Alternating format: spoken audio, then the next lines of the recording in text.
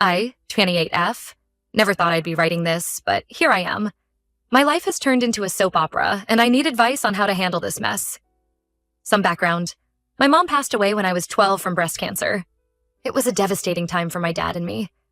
We were incredibly close, and he became my rock during those difficult years. We'd spend weekends working on puzzles, watching old movies, and just being there for each other. It wasn't perfect, but we were managing. Then, when I was 16, my dad started dating again. At first, I was happy for him. He deserved to find love again, and I wanted him to be happy. That's when Diane, 45F, entered our lives. She seemed nice at first, always complimenting my dad, bringing little gifts for me, and trying to include me in their outings. I was cautiously optimistic, but things started to change after they got married a year later. Diane's true colors began to show. She'd make subtle comments about my appearance, comparing herself to me in ways that made me uncomfortable. Once, when I wore a new dress to a family dinner, she disappeared upstairs and came back wearing something nearly identical, but more revealing. She'd laugh it off as a fun coincidence, but the look in her eyes told a different story. As I got older, things got weirder. Diane would accidentally walk in on me changing, or make inappropriate comments about my body. She'd try to give me advice about boys, but it always felt off somehow. I started spending more time away from home, throwing myself into school and extracurricular activities. My dad seemed oblivious to it all. Whenever I tried to talk to him about Diane's behavior, he'd brush it off as women being women, or tell me I was being too sensitive. It created a rift between us that I didn't know how to bridge. Fast forward to 3 years ago when I met Jake, 30M. We hit it off immediately at a mutual friend's barbecue. He was funny, kind, and genuinely interested in my thoughts and feelings. After years of feeling like I was walking on eggshells at home, Jake's presence in my life was like a breath of fresh air. Our relationship progressed quickly. Within 6 months, we were talking about moving in together. That's when Diane's behavior took another turn. She'd make excuses to touch Jake, laughing too hard at his jokes, and finding reasons to be around him. Once, she accidentally spilled wine on his shirt at a family dinner and insisted on helping him clean up, following him to the bathroom. Jake noticed too and started avoiding her. He'd make sure we only visited when my dad was home, and he'd never be alone in a room with Diane. It made family gatherings tense, but I was grateful he understood without me having to explain everything. Last year, Jake proposed during a weekend trip to the beach. It was perfect, just the two of us, the sound of the waves and a beautiful sunset. I was over the moon. But when we announced it to my family, I saw something flash in Diane's eyes. It wasn't happiness or excitement. It was something else.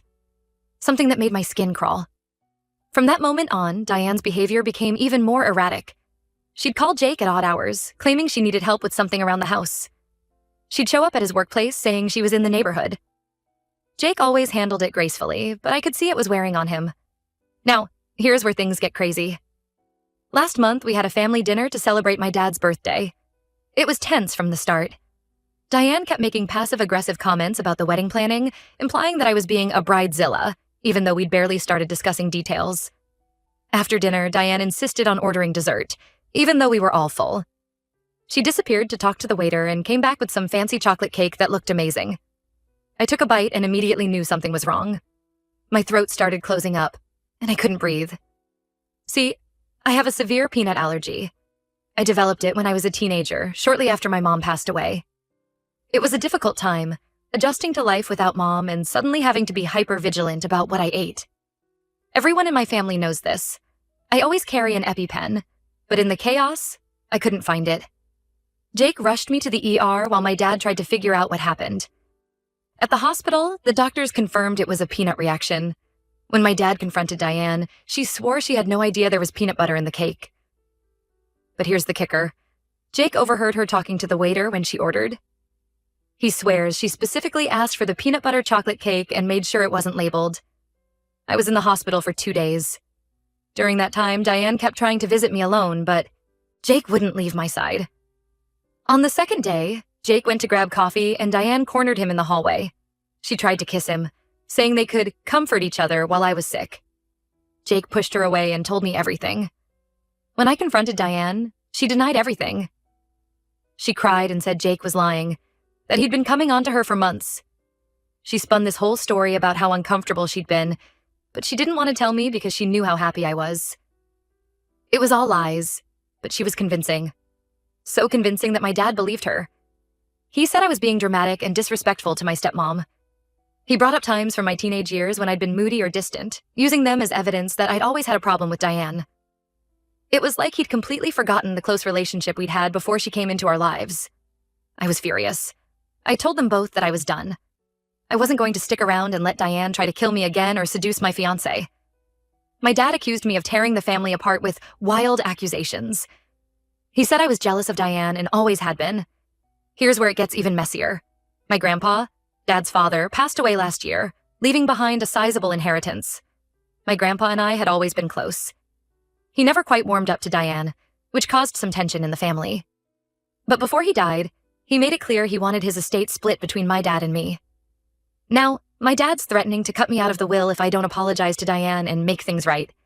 He says Grandpa would be disappointed in how I'm acting, but I know that's not true. Grandpa always encouraged me to stand up for myself. I'm at a loss. I love my dad, but I can't believe he's choosing Diane over me. Jake and I have moved out and are staying with his parents for now. They've been incredibly supportive, but I know it's not a long-term solution. My friends are split. Some think I'm overreacting, while others are telling me to press charges against Diane. My best friend, Sarah, has been my biggest supporter. She's never liked Diane and says she always got a weird vibe from her. I don't know what to do. Should I try to reason with my dad one more time? Should I just walk away from my family and the inheritance? Is there any way to prove what Diane did? I feel like I'm losing everything. My family, my home, and potentially a lot of money. But I refuse to put myself in danger or let Diane come between Jake and me. Any advice would be appreciated. Edit. Thank you all for the supportive comments and advice. To clarify a few things. 1. Yes, I'm sure about the peanut butter. The hospital confirmed it. 2. I've known Diane for 12 years and she's always known about my allergy. 3. Jake and I are 100% sure about what we heard and saw. We're not mistaken or lying. 4. I'm looking into legal options, but it's complicated since it's my word against hers. 5. I'm not going to apologize or pretend everything's okay just for the inheritance. My life and relationship are worth more than that. I'll update when I have more information or if anything changes. Thanks again for the support. Update. It's been about 6 months since my last post, and a lot has happened. I want to thank everyone for their support and advice. It really helped me stay strong during this nightmare. First, the good news. Jake and I got married. We had a small ceremony with just his family and my closest friends. It was nothing like the big wedding we'd originally planned, but it was perfect for us. We wrote our own vows, and there wasn't a dry eye in the house. My best friend Sarah was my maid of honor, and Jake's brother was his best man. It was beautiful and drama-free, which is exactly what we needed. We're officially moved into our own place now, and it feels great to have our own space. It's a small apartment, but it's ours. We've been enjoying setting it up together, choosing furniture, and making it feel like home. It's been a healing process, creating a safe space that's just for us. Now, for the not-so-good news. My relationship with my dad has completely fallen apart.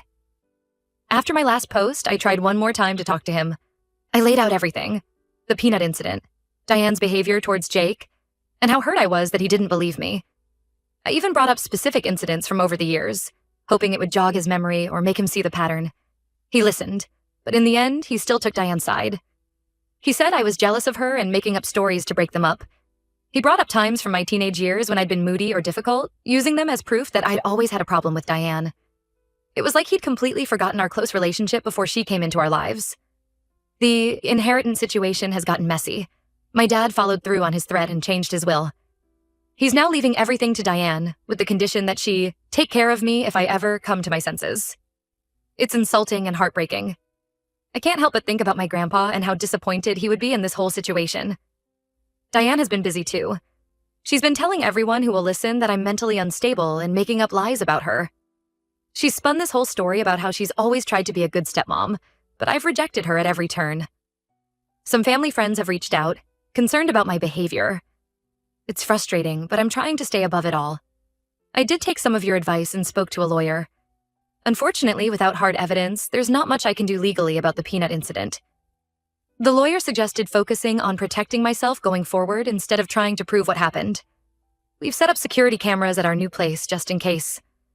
One bright spot in all this, my mom's sister, Aunt Sarah, reached out to me.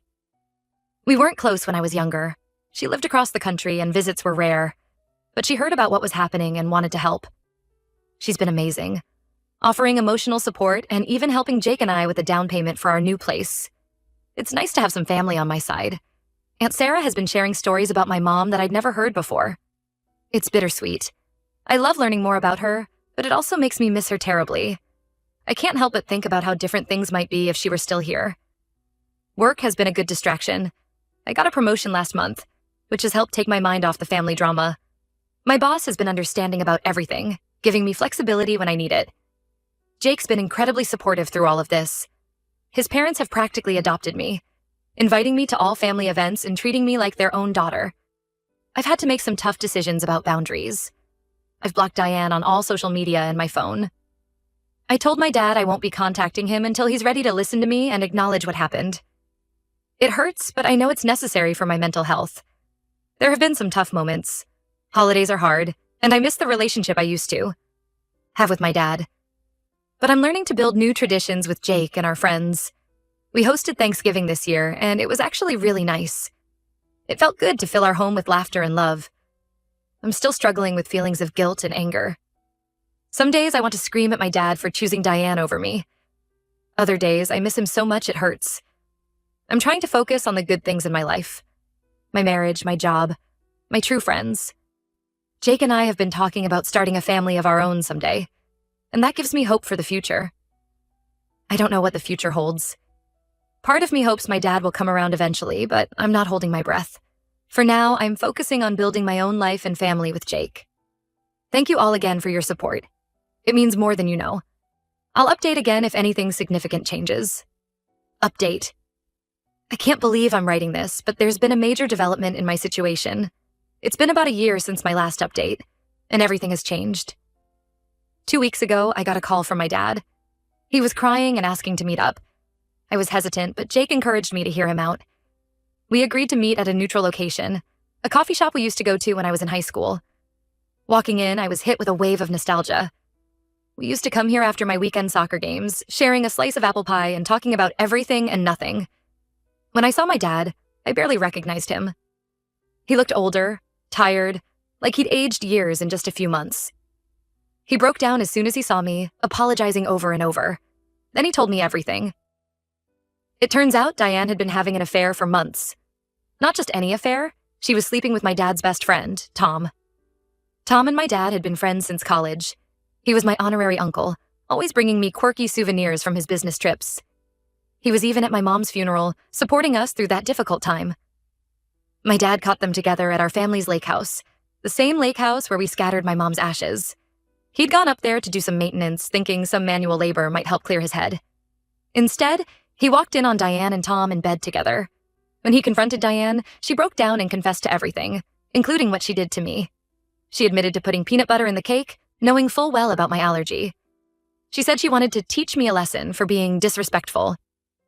She also confessed to trying to seduce Jake, saying she was jealous of our relationship. Apparently, this wasn't the first time Diane had done something like this. My dad found out she'd had similar patterns in her previous marriages, causing drama, pitting family members against each other, and always playing the victim. It was like a switch had flipped, and suddenly he could see all the manipulation for what it was. My dad was devastated. He apologized over and over for not believing me. He said he felt like a fool for falling for Diane's lies and manipulations. He talked about how, after my mom died, he was so afraid of being alone that he ignored red flags with Diane.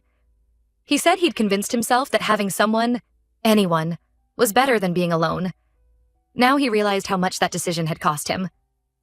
He's filed for divorce and is working with his lawyer to undo the changes to his will. He said he wants to honor Grandpa's wishes and make sure I get my share of the inheritance, regardless of what happens between us. I didn't know how to feel. Part of me was relieved to be vindicated, but another part was angry that it took this long for my dad to see the truth. We talked for hours. He asked for a chance to rebuild our relationship, but I told him I needed time to process everything. As for Diane, she's moved out of my dad's house and in with Tom. Good riddance, I say.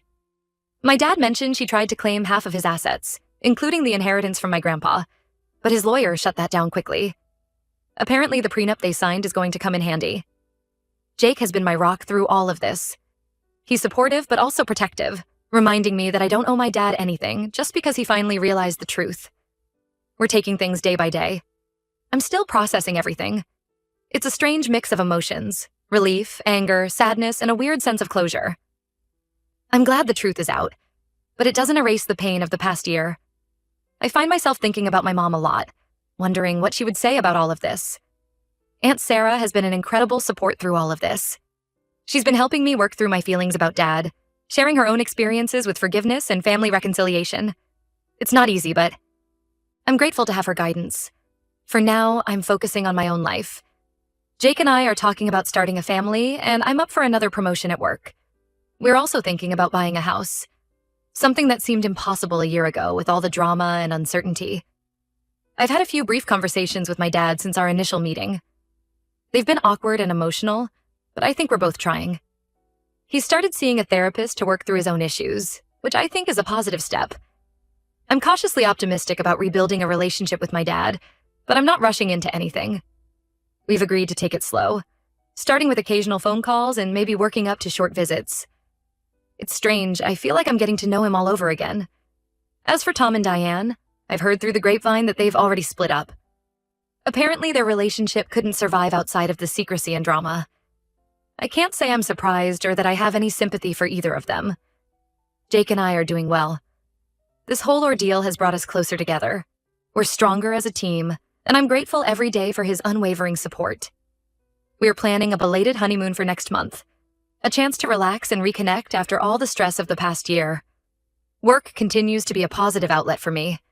I threw myself into my latest project, and it's paying off. My boss has hinted at a potential leadership role opening up in the near future. It's exciting to think about, and it's nice to have something positive to focus on. I've also been reconnecting with old friends who drifted away during the height of the drama with Diane. It's been healing to rebuild those relationships and to realize how much support I really have. Thank you all for your support throughout this crazy journey. I never imagined my life would take these turns, but I'm grateful for the lessons I've learned and the strength I've found in myself. I don't know what the future holds, but for the first time in a long time, I'm hopeful. I'm learning to trust my instincts, set healthy boundaries, and surround myself with people who truly care about me. It's not always easy, but it's worth it. I may post again if there are any major developments, but for now, I'm focusing on moving forward and building the life I want. Thanks for being there through it all.